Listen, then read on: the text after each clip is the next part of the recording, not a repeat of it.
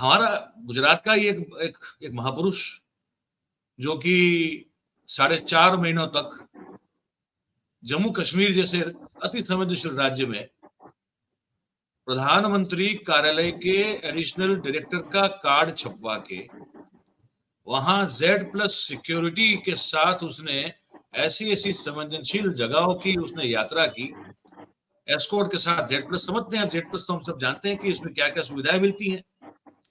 और वो कलेक्टरों को मिला, आईपीएसओ को मिला, कुछ कार का मतलब बहुत सारे सौदे वौदे कुछ उसने डील जो है क्रैक की है, वो सब हुआ। उसके बाद फिर आखिर में जब वो पकड़ा गया, अब ये इस पर तो ये नहीं लगा। और 467 की जो धारा थी जो उसको वो सबसे उसमें कड़ी थी, वो भी वहां पर हटा दी गई।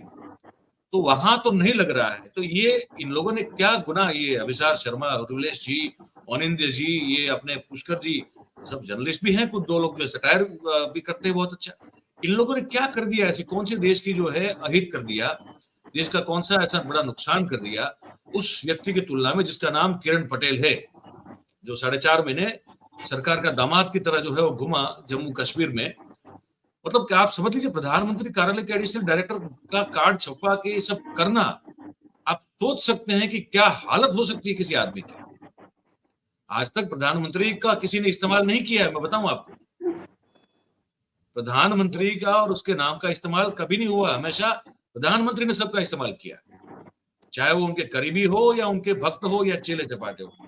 ये एकमात्र वीर पुरुष ऐसा पैदा हुआ, महापुरुष, जिसने प्रधानमंत्री का इतना उपयोग किया नाम का, उनके कार्यालय का, कि पूछिए मत। उसके खिलाफ वो कुछ नहीं हो रहा है। ये जो पत्रकार हैं उन्होंने मतलब ऐसा आप क्या देख रहे हैं, क्या गजब कर दिया है ये जो मेरे 6-8 लोग हैं उन्होंने, ये इन पर इसके नीचे इसके तहत कार्रवाई हो रही है, ये बताएं जरा आप।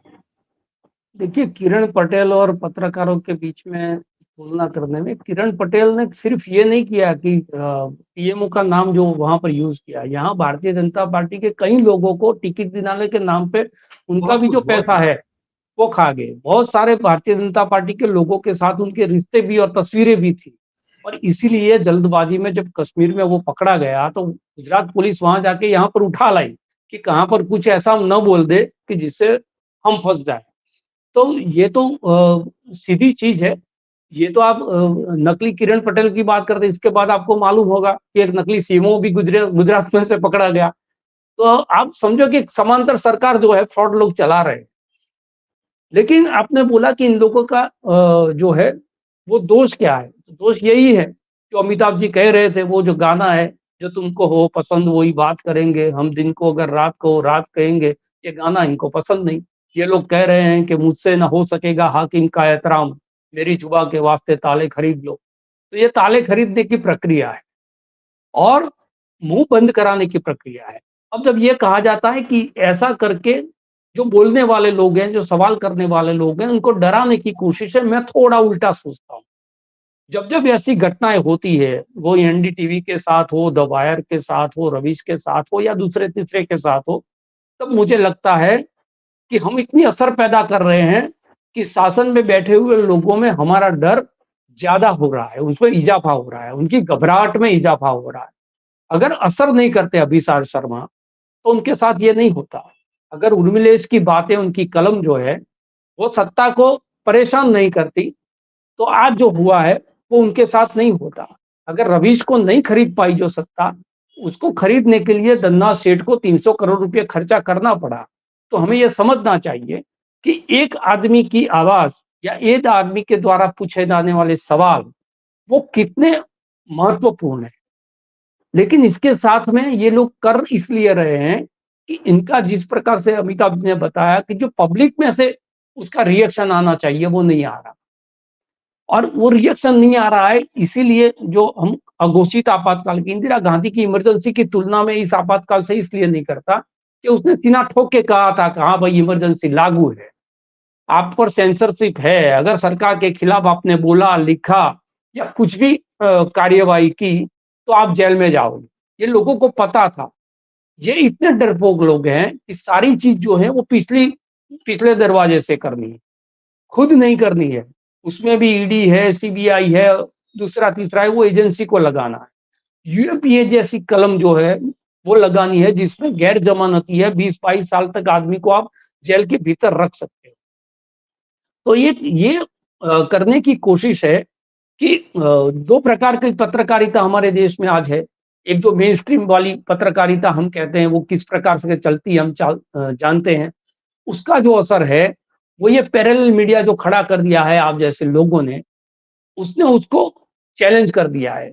जो भी एजेंडा और नैरेटिव सेट करने के लिए उनको हायर किया गया था, उसमें जो है हम बाधा डाल रहे हैं। उनके नैरेटिव को हम तोड़ रहे हैं। पब्लिक के परसेप्शन को जो है, वो हम बदल रहे हैं।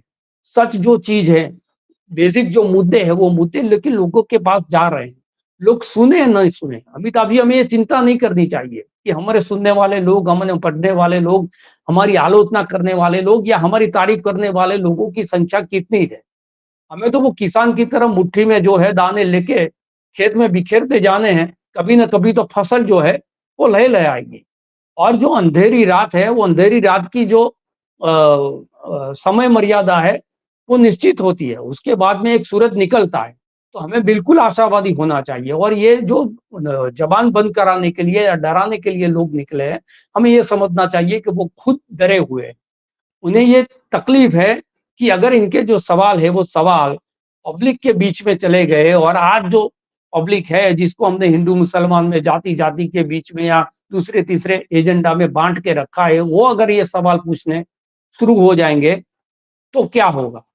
तो यही एक फ्रेम करने की ये पुराना एक केस 2021 का उसमें अगस्त के अंदर एक एफआईआर हो जाती है और उसमें सुबह में जो है लोगों को उठाया जाता है। अभी तक क्लियर नहीं है कि कौन से जुर्म में उनको उठाया गया, उनके खिलाफ कौन से जो है प्रमाण उनके पास है। लेकिन ये एक इनका स्टाइल है और सिर्फ ये डराने की बात नहीं।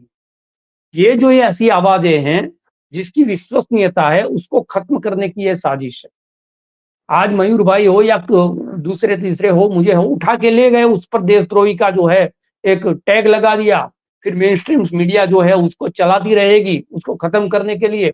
और वो आदमी जब जो कानूनी जो कार्यवाही है उससे बाहर निकल के 2 ढाई साल के अंदर बाहर निकलेगा, तब तक उनके लिए एक ऐसा परसेप्शन बना दिया जाएगा कि फिर से जब वो बोलेगा तो कि वो तो चाइना का एजेंडा है, ये तो रशिया का एजेंडा लेके आया है। तो ये सिर्फ डराने की बात नहीं है, आपकी जो विश्वसनीयता है, उसको खत्म करने की बात है।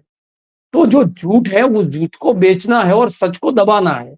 ये जो एक राजनीति देश के अंदर शुरू हुई है, उसमें ये सब फ्रेम किया जा रहा है। लेकिन आप देखो कि आप जिन पत्रकारों की नौकरी छीन ली गई, चैनल से बाहर निकले तो दूसरी चैनल उनको हायर न करे, उसकी कोशिश की गई। उसके बाद भी जो भी लोग थे, उन्होंने अपना मैदान बना लिया और उसपे अपनी बैटिंग करते रहे।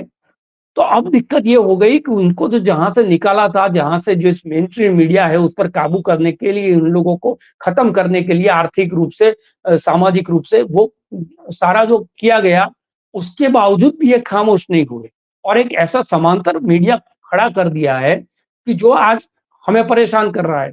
तो संसाधन आपके पास कितने भी हो, पावर आपके पास कितना भी हो, आपके पास एजेंसियाँ कितनी भी हो, लेकिन एक आदमी को दबाने के लिए आपकी सारी ताकतें कम पड़ जाती है और वो कम पड़ जाती है, वो अब धीरे-धीरे लोग देखने लगे। क्योंकि जिस प्रकार से एक के बाद ये कार्यवाही हो रही है, पहले विपक्ष पर ये कार्यवाही होती थी कि विपक्ष को कमज़ोर किया जाए, उनको एकजुट ना हो सके, उनकी क्रेडिबिलिटी को खत्म करो। जब ये डिजिटल मीडिया है, जो फ्रीलांस पत्रकार है, उन्होंने विपक्ष की भूमिका जो है अपने आप ले ली क्योंकि पत्रकारिता यही कहती है कि हमें हमेशा विपक्ष की भूमिका में रहना चाहिए। हम जब कहते हैं कि विपक्ष कमज़ोर है, तो हम ये भी कहते हैं साथ-साथ में कि हम भी कमज़ोर हैं। तो विपक्ष की भूमिका जो है, वो इस मीडिया ने ले ली। तो अब विपक्ष को कमज़ोर करने की कोशिश के बाद दूसरे कौन से हथियार पर वार किया जाए, तो फिर ये उनके पास जो है वो एक बची-कुची चीज़ थी। उसमें क्या होगा, नहीं होगा, उसमें कितना मेरिट होगा, नहीं होगा, वो बाद की बात है। लेकिन जिस प्रकार से ये कार्यवाही की जाती है और अब तक जितने लोगों को इस प्रकार से पकड़ा गया और पकड़ने के बाद उसके 2-3 साल के बाद क्या निकला, वो आज तक सरकारों ने नहीं बताया। एनडीटीवी पर दरोड़ा हुआ, प्रणय रॉय के या वहाँ दरोड़ा हुआ, द वायर के खिलाफ भी कार्यवाही, उसके बाद में उन्होंने क्या निकाला? तो वो नहीं पता चलता। जितने भी राजनीतिक लोग जो संजय राउत को उठा के ले गए, रॉबर्ट वाड्रा को उठा के ले गए, राहुल गांधी को वहाँ पर घंटों-घंटों बिठा दिया गया। लेकिन उसके बाद में 2G, 3G इतनी बात हुई।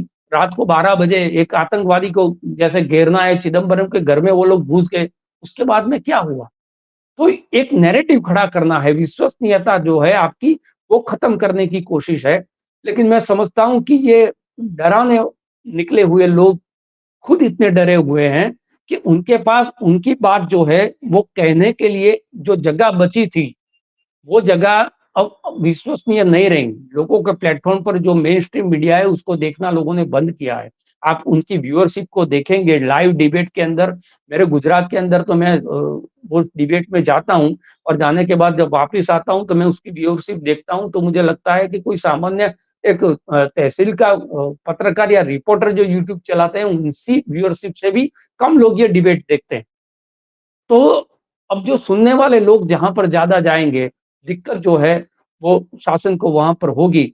तो इसीलिए इस प्रकार की कार्यवाही हो रही है और आपने जैसे कहा कि उसके कत्ल पर हम नहीं बोले तो अगली बारी हमारी है, तो हमें तो बोलना ही है।